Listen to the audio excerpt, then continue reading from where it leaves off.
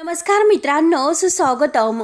मुरंबा मालिकेच्या आजच्या या भागामध्ये आता माही दारू पिऊन नशेमध्ये हॉटेलवर एका रूममध्ये झोपलेली असते. आता मस्त तिने एन्जॉय वगैरे केलेले असतात. दारू, सिगरेट, डान्स वगैरे सगळं काही अगदी करून एन्जॉय करत ती आता झोपी गेलेली असते. आणि तेवढ्यात आता अक्षयचा कॉल तिला येत असतो. बराच वेळ कॉल असतो, परंतु माही काही कॉलही उचलत नाही. आता तिला जाग येते आणि ती अक्षयचा कॉल उचलते. तेव्हा आता अक्षय खूप रडत असतो. अक्षय म्हणतो की अगं रमा, मला बातमी कळाली आणि खरंच हे किती अवघड झालं. कसे झाले हे सर्व, किती अचानक हे सर्व झालं. खरंच मला फार वाईट वाटतं आणि खरंच मला हेच कळत नाही रिॲक्ट कसं व्हावं. मी खरंच तुझ्यापासून खूप लांब आहे. तेव्हा आता माही मुद्दाम थोडंसं आवाज बदलते आणि म्हणते की हे बघा, तुम्ही मला फोन केला, परंतु मला खरंच कसं बोलायचं हेच नाही कळत. मला खरंच खूप त्रास होतोय. तेव्हा आता अक्षय म्हणतो की हे बघ, तू काही काळजी करू नको आणि मी बघ येतोय, कारण मला सकाळचे तिकीट वगैरे मिळते की नाही मी बघतोय आणि लगेच इकडून निघतो. तेव्हा आता माही म्हणते की अहो, तुम्ही इकडे येऊन काय करतात, कारण त्यांना अक्षयला तर इकडे येऊन द्यायचंच नसतं. म्हणून आता मुद्दाम माही अक्षयला येऊन न देण्यासाठी आता हे सर्व रमा सांगत आहे असे आता नाटक करते. गेलेली व्यक्ती तर गेली, मग आता तुम्ही इथे येऊन काय करतात. आता आपल्याला दोघांना एकमेकांना सांभाळावं लागेल. आपण दोघांनी सुद्धा आता बाळाचा विचार करायला हवा आणि त्यासाठी तुम्ही तुमचं काम करणं हे खूप गरजेचं आहे. तेव्हा आता अक्षयला हे कळत नाही की रमा हे सर्व बोलते. माही म्हणत असते की अहो, तुम्ही फक्त स्वतःची काळजी घ्या, तुम्ही इकडची काळजी करू नका. मी आहे ना, आई आहे आणि हे सगळेजण आहेत माझी काळजी घेण्यासाठी. त्यामुळे तुम्ही स्वतःचीच काळजी घ्या, फक्त इकडची काळजी करू नका. तेव्हा आता अक्षय हा त्याला प्रश्न पडतो आणि तो लगेच माहीला म्हणतो, अगं रमा, तू इतक्या शांतपणे कसं माझ्याशी बोलू शकते बरं. त्यामुळे रमा प्लीज तू व्यक्त हो, हवं तर रड आणि काहीतरी बोल माझ्याशी, इतकं अगदी मनामध्ये ठेवू नकोस. त्यावर आता माही म्हणते की हो, मी स्वतःला सावरते आणि त्याचा त्रास जर मी करून घेतला तर त्याचा परिणाम आपल्या बाळावर होईल. जेव्हा तुम्ही मला भेटताल तेव्हा मात्र मी तुमच्याजवळ अगदी मन मोकळेपणाने रडेल. त्यामुळे तुम्ही काम संपून लगेच परत या. तेव्हा आता अक्षय म्हणतो की हो, मी लवकरात लवकर येण्याचा प्रयत्न करतोय आणि तू काही टेन्शन घेऊ नकोस, स्वतःची काळजी घे. आणि खूप रडत तो आता I am so sorry Rama असे म्हणत असतो. तर माही मात्र आता तिला काही फरक नसतो. ती फक्त वरचेवर आता एक रमा बनून अक्षयशी बोलत असते. त्यानंतर आता इकडे इरावती आपल्या रूममध्ये असते आणि दुबईला जे काही आता अक्षयला तिकडे पाठवले बिझनेसमॅनशी आता ती बोलत असते की हे बघा, मी आमचा बिझनेस तुमच्या बरोबर मीटिंगसाठी अक्षयला तिकडे पाठवलेले आहे आणि मी अक्षयची आत्या बोलते. इरावती मुकादम आणि अक्षय तिथे आलेले आहेत. त्यामुळे ते आता जे काही विचार करतात की तेथील जे काही मीटिंग्स काम वगैरे आहे तर ते सगळं काही अगदी बाजूला टाकून इकडे इंडियाला येण्याचा विचार करतात. आणि हे बघा, मीटिंग तर तशाच आहेत, घरात फक्त छोटंसं काहीतरी घडलेलं आहे. त्यामुळे फक्त आणि फक्त मी येथील जी काही सिच्युएशन आहे तर ती मी हँडल करू शकते माझ्या पद्धतीने. त्यामुळे तुम्ही अक्षयला इकडे येऊन देऊ नका. तेव्हा आता ते जे काही सर आहे तर ते म्हणतात की बरं चालेल. तर इरावती खुश होते. इरावती लगेच आता त्याचे आभार मानते आणि थँक्यू असं म्हणते. त्यानंतर आता इकडे माई साईला म्हणत असतात की हे बघ, जर तुला येथे राहायचं असेल तर मी तुला इकडे नाही राहून देणार, तुला माझ्यासोबत मी घेऊन जाणार म्हणजे जाणारच. आणि तेवढ्यात रमा आत येते. रमा आता ह्या दोघांचं बोलणं ऐकते आणि ह्या सगळ्या पायी काय झाले, कारण ह्या सगळ्या पायी म्हणजे ह्या पोट्टीचा हिच्यासाठी तिच्या आईचा जीव गेला हे लक्षात आहे ना तुझ्या. रमा बिचारी आता शांतपणे हे सर्व ऐकते आणि माईंकडे बघत असते. माईंचं बोलणं सुद्धा एका दृष्टीने बरं असतं, परंतु साई मात्र आता हा काही येथून जायला तयार नसतो. त्याला फक्त आणि फक्त आपल्या रमाची काळजी असते. इरावतीला तो घाबरत नसतो. माई आता स्पष्टपणे म्हणते की हे बघ, आता यापुढे मी कुणाचा जीव नाही जाऊन देणार. तेव्हा आता साई म्हणतो की माई, तू इतकी स्वार्थी कशी ग, कधी झाली तू इतकी स्वार्थी. त्यावर आता माईचे डोळे भरून येतात. माई म्हणतात की अरे पोट्ट्या, मी स्वार्थी नाही रे, मी आई आहे तुझी आणि जर तुला काही झाले तर मी काय करायचं बरं. अरे आता तरी तू ह्या पोट्टीचा नाच सोडून द्या. साई आता बोलायला जाणार तोच लगेच रमा म्हणते की हे बघा साई, माई एकदम बरोबर बोलतात. तुम्ही आजपर्यंत माझ्यासाठी खूप काही केलं, बास आता. अहो, तुमच्या पुढे तुमचं अख्खं आयुष्य आहे साई, स्वतःचा विचार करा.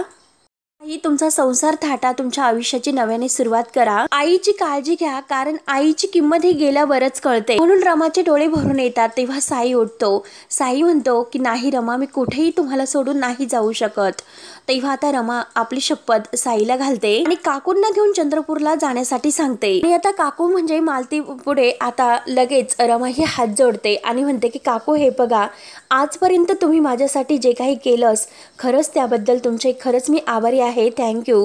हात जोडून रमा आता मोठ्या मनाने माफी मागते आणि स्वतःची काळजी घ्या असं म्हणते। तेव्हा आता माईंना तोंडातून शब्द निघत नसतो, त्या कधी रागाने बघतात तर कधी रमाविषयी आपुलकी वाटते। तेव्हा आता लगेच रमा बोलून बाहेर येते, सीमा वाटच पाहत असते। तेव्हा रमाच्या हातातील बॅग वगैरे सीमा घेते आणि रमाला म्हणते की सॉरी, खरंच आपल्याला परत आता गेस्ट रूम मध्येच जावं लागेल आणि माहीला रमा बनून आपल्या घरात राहावं लागणार आहे, त्यामुळे रमा मी हात जोडून तुझी माफी मागते की हे सगळं काही घडलं तर ते माझ्यामुळे घडलं बाळा। तर मी इरावतीला तिकडे आणलं नसतं तर हे सर्व झालंच नसतं आणि खरंच ती खूप डेंजर आहे, भीतीदायक आहे हे सर्व। तिने मला आता अक्षयच्या जीवाची धमकी दिलेली आहे, त्यामुळे मला हे सर्व नाईलाजाने करावे लागते आणि शेवटी तिला तेथे आणावेच लागले। पण ती असं काहीतरी करेल असं कधीही मी अगदी वाटलं सुद्धा नव्हतं, विचार सुद्धा केला नव्हता। त्या माहीला ती परत घरामध्ये आणणार, मग काय होईल काही सांगता येत नाही, त्यामुळे रमा चल तू प्लीज। त्यानंतर आता इकडे म्हणजे आनंद, अभि, जान्हवी यांना खूप टेन्शन आलेले असते, सर्वजण विचारत असतात आणि तेवढ्यात तेथे माही येते। माही आता दरवाजात आल्यानंतर सर्वजण वाटच पाहत असतात। जान्हवी धावतच जाते आणि रमाला म्हणजे माहीला धरते, सगळ्यांना वाटतं की ही रमाच आहे। तेव्हा आता जान्हवी विचारते की अगं बाळा तू ठीक तर आहे ना, आणि आता तिला सोफ्यावर वगैरे बसवते तर सर्वांना खूप प्रकारचं एक रमाची अगदी काळजी वाटते, म्हणजे आता सर्वजण रमा समजतात। आनंद म्हणतो की हे बघ रमा, अगं जे काही झालं ते खरंच खूप अगदी व्हायला नको होते आणि हे बघ आम्ही सगळेजण तुझ्या दुःखात सहभागी आहोत, आम्हाला सुद्धा खूप वाईट वाटतं रमा, आम्हाला सुद्धा हा विश्वास बसत नाही की कावेरी काकू आपल्यामध्ये नाहीत म्हणून। त्यावर आता आम्ही माहीला म्हणतो की अगं तू स्वतःला सावर यातून, आणि हे बघ आम्ही सगळेजण आहोतच तुझ्या बरोबर। तेव्हा आता मयुरी म्हणते की अगं रडू रडू तुझे डोळे खरंच खूप सुजलेत, त्यामुळे तू जरा आराम कर। तेव्हा आता माही आपल्या डोळ्यांना हात लावते आणि मनात म्हणते की ते तर दारू पिऊन पिऊन सुजलेत, ठीक आहे मी दारू प्याले कारण ॲटलिस्ट म्हणजे त्याचा फायदा तर झाला, कारण सर्वांना असं वाटतं की मी खूप रडले म्हणून डोळे सुजले, चेहरा सुजला, निदान चेहरा माझा रडल्यासारखा तरी दिसतो। आणि आता अगदी म्हणते की हो मी ठीक आहे, मला थोडीशी आरामाची गरज आहे, मी करू का आराम। तेव्हा आता जान्हवी बाकी सर्वजण म्हणतात की हो हो रमा तू आराम कर। आणि तेवढ्यात सीमा आता रमाला एक गेस्ट हाऊसमध्ये पोहोच करून आतमध्ये येते। आता माही आतमध्ये जात असते, आता सीमा पाहते, सीमाला खूप राग येतो आणि इरावतीकडे रागाने बघत असते। इरावती आता माहीला हळूच जा असं म्हणत असते, सीमा रागाने इरावतीकडे बघत असते तर इरावती हसून सीमाकडे बघत असते। त्यानंतर आता मयुरी म्हणते की खरंच बिचारी अगदी हिरमुसून गेलेली आहे। जान्हवी म्हणते की हो ना, खरंच आई गेल्याचं काय दुःख असतं हे तिचं तिलाच माहिती। अभि म्हणतो की हो ना, आई जाण्याचं काय दुःख असतं हे मला माहिती आहे। तेव्हा आता सीमाला सुद्धा खूप वाईट वाटत असतं, परंतु तिला आता इरावतीचा खूप राग येतो। इरावतीकडे रागाने बघते आणि आता ती सगळं काही शांतरीतीने ऐकून घेते। सर्वांना आता तिला असं वाटतं की सगळं काही खरं सांगावं, परंतु आता परिस्थितीपुढे जे काही घडत आहे त्यापुढे तिचा नाईलाज असतो आणि स्वतःला शांत तिला आता ठेवावे लागते।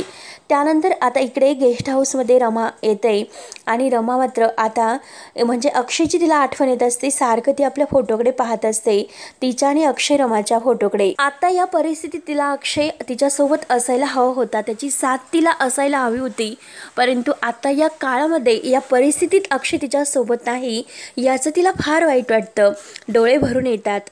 आज तुमची गरज मला होती म्हणून ती अक्षयची आठवण काढते। आज मात्र जी माझी अवस्था आहे ना, माझ्या ताकद आहे जगाशी लढण्याची, आणि जर येथून मी बाहेर पडले तर काहीच करू शकणार नाही। अशा अवस्थेत बाळाला कसं वाढू, आणि तुम्हाला जर सर्व सत्य सांगायचं म्हटल्यानंतर इरावती आत्याने तर तुम्हाला जीवे मारण्याची धमकी दिलेली आहे, मग अजून किती दिवस मी तुमची वाट बघायची आहे। आता असा एक एक दिवस जात असतो, प्रत्येक दिवसाला आता रमाला अक्षयची आठवण येत असते। अक्षयने तिच्यासोबत आता बाळाविषयीच्या जे काही गप्पा मारलेले असतात ते सर्व आता रमाला आठवत असते। रमा हे बाळ आहे तर आपल्या प्रेमाचं प्रतीक आहे आणि आपण खरंच अगदी छान प्रकारे त्याचं अगदी म्हणजे लहानपणापासून त्याला वाढवायचं। आणि हे बघ रमा आणि अक्षयला कधीही कोणीच वेगळं नाही करू शकणार। त्यानंतर आता इकडे दुबईला सुद्धा अक्षयला खरंच खूप आठवण येत असते. असे एक एक दिवस करून रमा आपलं जे काही 9 महिने आहे ते पूर्ण करत असते. सीमा तिची खूप काळजी करत असते आणि तिला अगदी प्रेमाने जेवण वगैरे भरवत असते. खूप काळजी सीमा आता एका आईप्रमाणे रमाची घेत असते. रमाला सुद्धा आता एक एक दिवस असं सरत असतो. तसतसे ती आता आपल्या नवीन जीवाला सुरुवात करत असते आणि आता सीमा आणि त्या दोघी आता एकमेकींबरोबर खूप खुश असतात. सीमा आता प्रेमाने जेवण भरवते. रमाला खूप छान वाटतं. असे करता करता 2 महिने होऊन जातात. सीमा गोळ्या वगैरे सगळं काही रमाची काळजी घेऊन सगळं व्यवस्थित करत असते. आता 2 महिन्यानंतर रमाला आता रूममध्ये राहू राहू खूप त्रास होत असतो. तिला आता अगदी असं होतं कधी मी एकदाच बाहेर पडेल.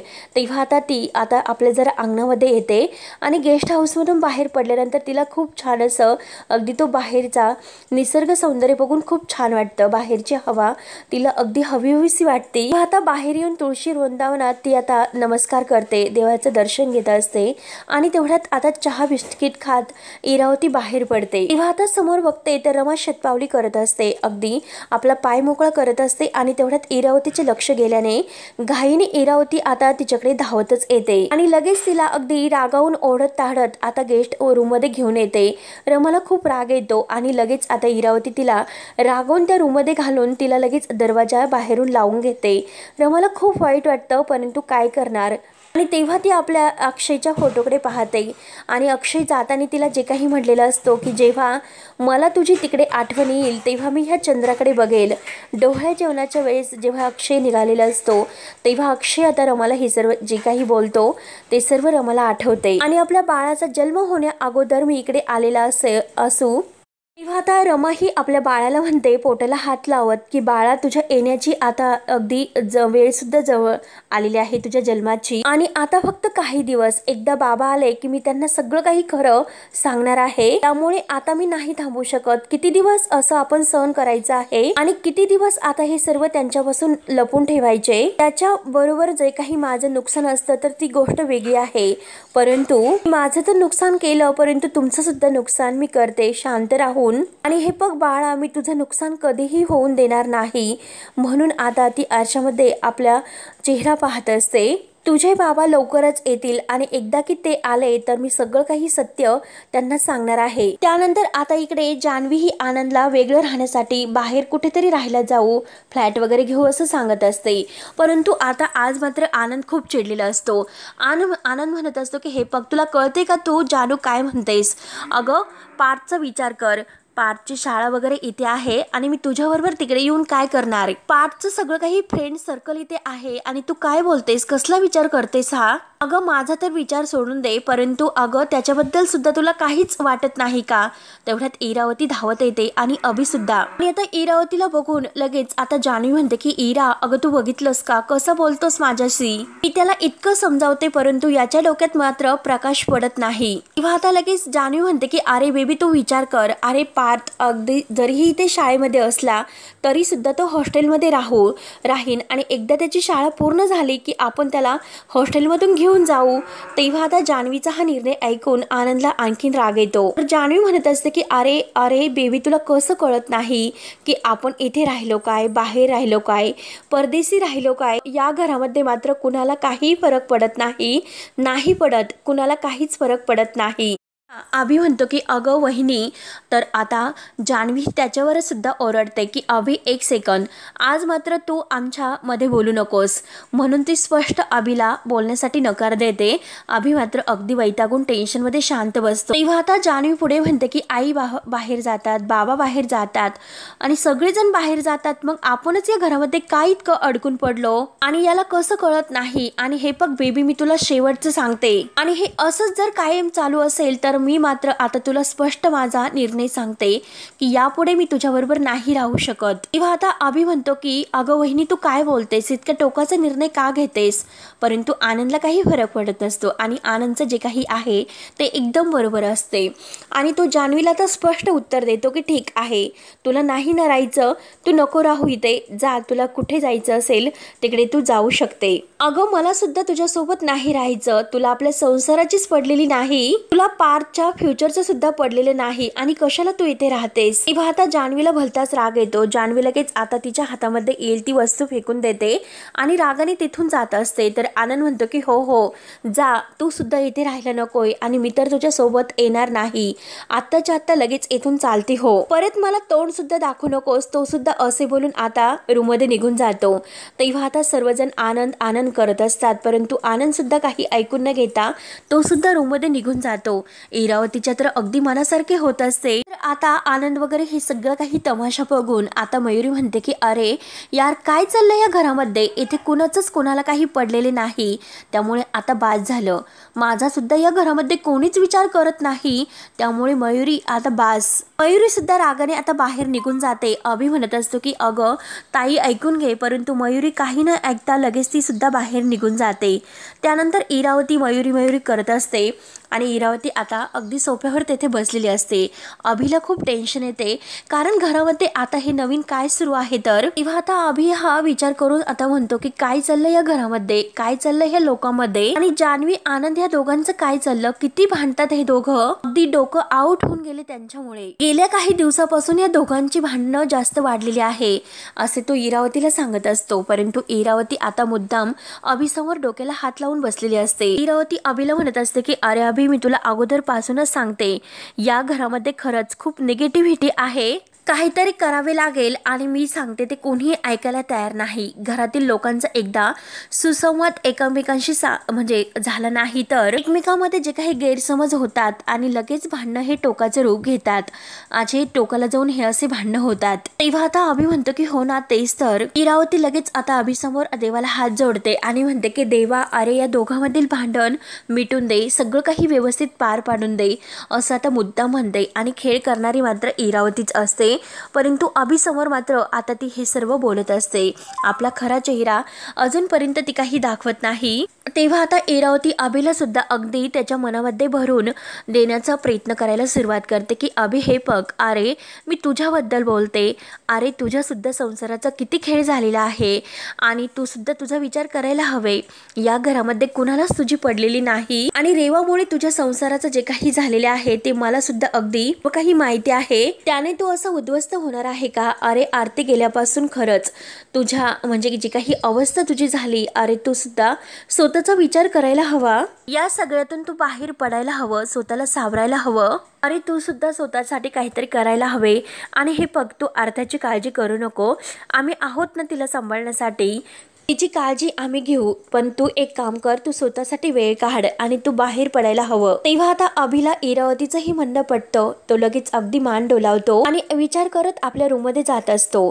तर इरावतीला आनंद होत असतो, एकेकाला ती बरोबर अगदी येथून काढून देण्याचा प्रयत्न करत असते आणि स्वतः मात्र आता इतकी खुश होत असते, कारण जो काही बुद्धिबळाचा डाव आखलेला आहे तो मात्र हळूहळू त्यात ती जिंकत चालली, म्हणून तिला आनंद होत असतो। या घरातील एकमेव जे काही अगदी प्रेमाळ एकमेकांशी प्रेमाने राहणारं कपल होतं ते सुद्धा आज एकमेकांशी इतकं भांडायला लागलं, म्हणजे आनंद आणि जान्हवी। आणि अभिषेक मात्र मुग्धाच्या नादामध्ये घर सोडून जाईल आणि त्याची बहीण तर आता निघूनच गेली आणि सीमा तर वेडी व्हायला लागली हे सर्व बघून। आणि शशी दादा तर अगदी पहिल्यासारखा वागायला लागला, त्याला ना घराची पडलेली असते आणि ना कशाची, दारू पिऊन फक्त तो एन्जॉय करत असतो, त्यामुळे 1 2 3 4 अगदी 6 असे 6 मोहरे गळाले, म्हणजे या घरातील आता ही परिस्थिती अशी झालेली आहे। आणि तेवढ्यात आता माही बाहेर येते आणि इराला विचारते की इरा अगं काय चाललं होतं, किती मोठा हा आवाज होता, आणि तुला माहिती आहे की इरा अगं जेव्हा तू सुरुवातीला आली होती तेव्हा हे घर खरंच खूप छान होतं,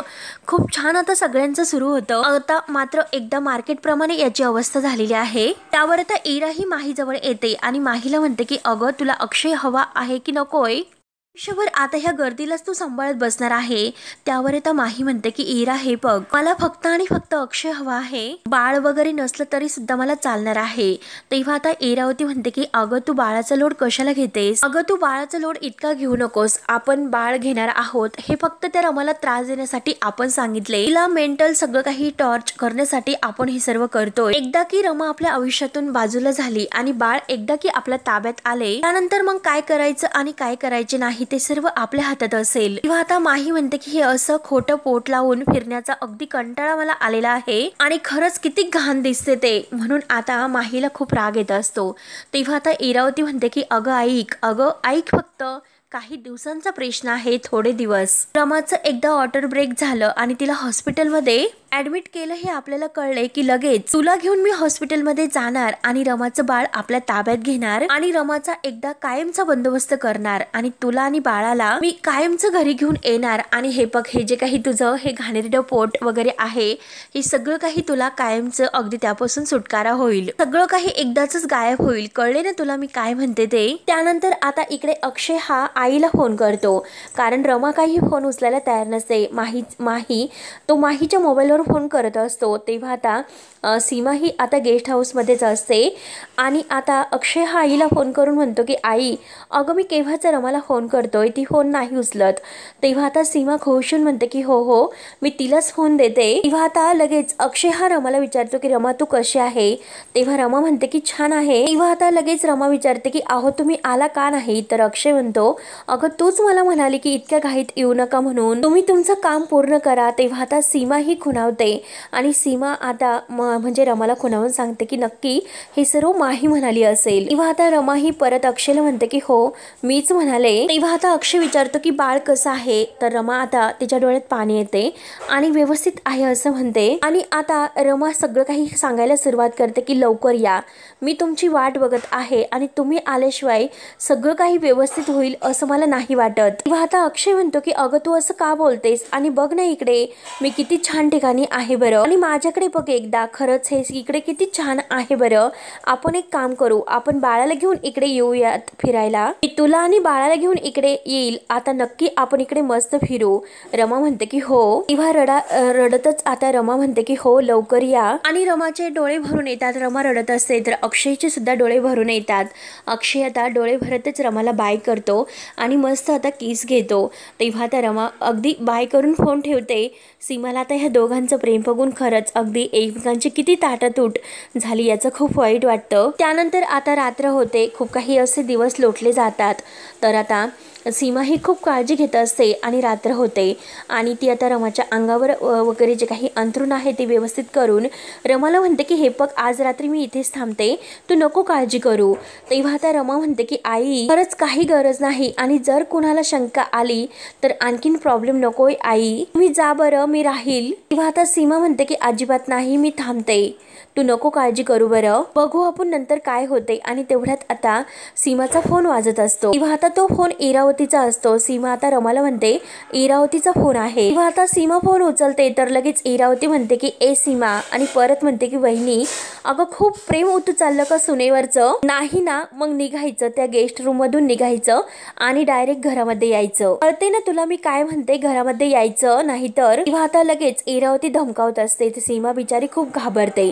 सीमा म्हणते की नाही नकोय, मी लगेच येते। सीमा खूप घाबरते आणि येते मी निघालेच असं बोलून फोन ठेवते। तर इरावती आता खूप हसत असते, खूप असा आनंद तिला होत असतो तिच्या हे वागण्याचा। रमा आता हे सर्व ऐकते आणि ती आईंना म्हणते की आई हे बघा तुम्ही जा, माझी काळजी करू नका, मी राहीन आहो एकटी। तेव्हा आता सीमाला वाईट वाटतं, सीमा आता सॉरी बोलते आणि सीमा गेल्यानंतर आता रमाचं पोट खूप दुखत असतं। रमा आता विचार करते की इतकं पोट का दुखत असेल, आणि बाळाला म्हणते की बाळा थोडी कळ अगदी सहन कर, आणि लगेच आता थोड्या दिवसात तुझे बाबा येतील, सर्व काही ठीक होईल। पण रमाला खूप त्रास होत असतो। आणि मित्रांनो शेवटी हा भाग येथे संपतो। पुढील भागामध्ये रमाला खूप कळा म्हणजे येत असतात, तिला आता तिची डिलिव्हरीची वेळ झालेली असते आणि तिला लगेच कळा सुरू होतात।